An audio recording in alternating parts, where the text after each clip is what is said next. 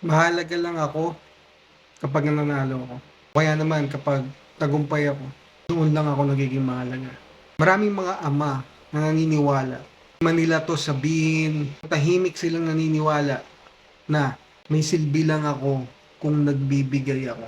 At maayos lang ako o real man lang ako kung hindi ako nagkakamali. At ito ang sinasabi nilang conditional self-worth. Kung ang identity mo ay nakabase o ang self-worth mo ay nakabase sa conditional na kung meron ka lang nabibigay, kung maganda lang ang performance mo, kung tagumpay ka lang, doon ka lang may halaga. Lagi kang nasa threat mode. Ibig sabihin, yung cortisol mo ay laging mataas. Kaya nga, pag panalo tayong mga lalaki, nararamdaman natin na kalmado tayo. Pag maganda yung performance natin, pakiramdam natin, okay, kalmado tayo, payapa tayo.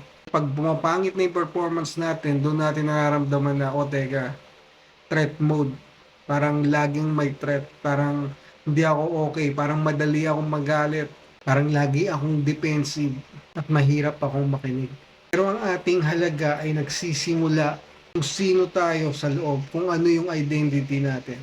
Kung ang identity natin ay hindi conditional o hindi base sa nagawa natin, kundi sa Panginoon at sa kaya niyang gawin sa atin sa pamamagitan natin. Yung pundasyon ng ating self-worth ay hindi conditional. Ito'y matibay na pundasyon.